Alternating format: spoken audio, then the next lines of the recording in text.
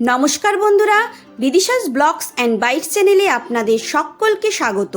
আজকে আপনাদের সাথে মেথির শাকের পরোটার রেসিপি শেয়ার করব। এই শীতকালে মেথির পরোটা আপনারা সকলেই কম বেশি বাড়িতে বানিয়ে থাকেন, কিন্তু আমি কি করে বানাই সেটাই আজকে আপনাদেরকে দেখাবো। এই মেথির শাকে অনেক সময় তিতো ভাব থাকে, তাই ছোটরা খেতে চায় না, কিন্তু এইভাবে পরোটা বানিয়ে দিলে দেখবেন একেবারে চেটে পুটে খেয়ে নেবে।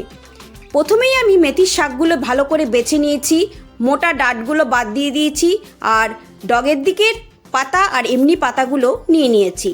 ভালো করে ধুয়ে আমি কুচি করে নিয়েছি। এইবার পরিমাণ মতো নুন আর জল দিয়ে শাকটা আমি এই নুন জলে 15 মিনিট ভিজিয়ে রেখে দেবো। মেথির শাকের যে তিতো ভাবটা এই নুন জলে ভিজিয়ে রাখলে একদমই চলে যাবে, আর পোকা পেস্টিসাইড যাই থাকবে সবই বেরিয়ে যাবে। দেখুন 15 মিনিট হয়ে গেছে। এইবার আমি ভালো করে চিপে জলটা ঝরিয়ে নেব। শাকগুলো আমি তুলে নিচ্ছি। এবার আমি ময়দাটা মেখে নেব। তার জন্য দিয়ে দিলাম 2 বাটি ময়দা আর 1 বাটি আটা।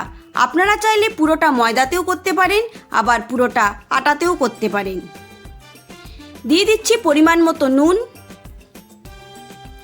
লঙ্কার গুঁড়ো, কাঁচা লঙ্কা কুচি। ঝালটা আপনারা যেমন খান সেই বুঝে ব্যবহার করবেন, আর বাচ্চাদের জন্য বানালে লঙ্কাটা আপনারা নাও দিতে পারেন। দিয়ে দিলাম কিছুটা জোয়ান। এইবার শুকনো উপকরণগুলো ভালো করে মিশিয়ে নিলাম। দিয়ে দিলাম অল্প হলুদ গুঁড়ো, আবারও একটু ভালো করে মিশিয়ে নিলাম। এইবার জল ঝরিয়ে রাখা মেথির শাকটা অ্যাড করে দিচ্ছি। মেথির শাক দিয়ে শুকনো আটা ময়দার সাথে ভালো করে মেখে নিতে হবে। প্রথমেই জল ব্যবহার করা যাবে না, কারণ মেথির শাক থেকে অনেকটাই জল বেরোয়, তাই শুকনো অবস্থাতেই এইভাবে হাত দিয়ে ডলে ডলে মেখে নিতে হবে, যাতে মেথির শাক থেকে পুরো জলটাই বেরিয়ে যায়।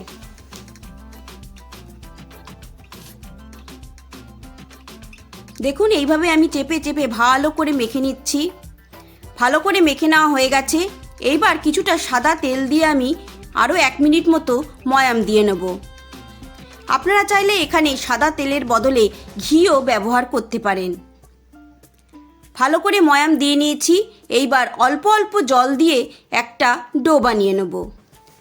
ঠিক যেমন লুচি পরোটার ডো বানাই, ঠিক সেরকমই একটা ডো বানিয়ে নেব।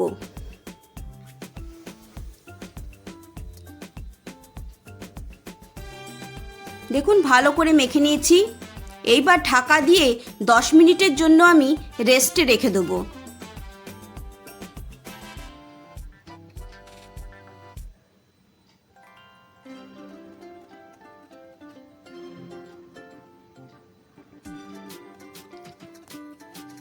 দশ মিনিট পর ফিরে এসেছি। আবারও একটু ভালো করে মেখে নিলাম। এইবার এই ডোটা থেকে আমি পরোটার জন্য লেচি কেটে নেব। আপনারা যে সাইজের পরোটা বানাবেন সেই সাইজের ডো কেটে নেবেন।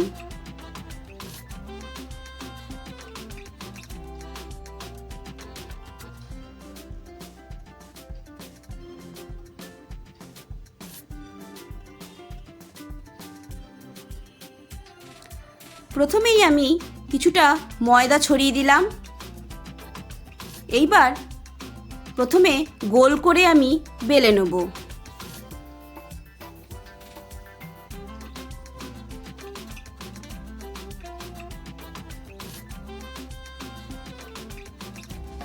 দেখুন গোল করে বেলে নিয়েছি। এর ওপরে আমি কিছুটা ঘি ব্রাশ করে দেব। আপনারা চাইলে এখানে সাদা তেল ব্রাশ করতে পারেন, তবে ঘি দিলে এর স্বাদ অনেকটাই বেড়ে যায়। আবারও একটু ঘি ব্রাশ করে নেব।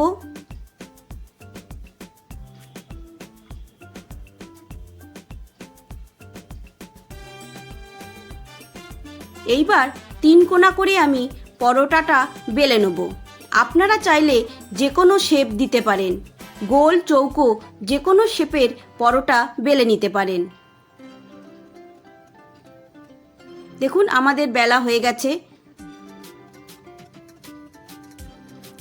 তাওয়া গরম হয়ে গেছে। এইবার গরম তাওয়ার ওপর দিয়ে দিলাম। এইবার ভালোভাবে সেঁকে নিতে হবে।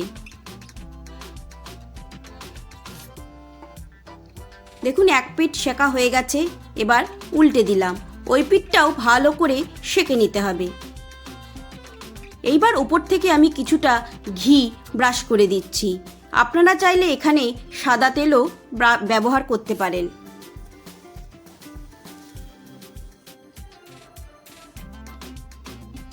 আবারও উল্টে দিলাম, এই পিঠেও ভালো করে আমি একটু ঘি ব্রাশ করে দেব। অবশ্যই এই পদ্ধতিতে একবার মেথির পরোটা বাড়িতে ট্রাই করবেন, দেখবেন খেতে অসাধারণ হয়। এইভাবে চেপে চেপে চারিপাশটা ফ্রাই করে নিতে হবে, কারণ অনেক সময় পাশগুলো কাঁচা থেকে যায়। দেখুন মেথির পরোটা আমাদের একদম রেডি হয়ে গেছে। এই রেসিপিটা আপনাদের কেমন লাগলো অবশ্যই আমাকে কমেন্ট করে জানাবেন। ভালো লেগে থাকলে একটা লাইক করবেন, বন্ধু ফ্যামিলি মেম্বারদের সাথে শেয়ার করবেন।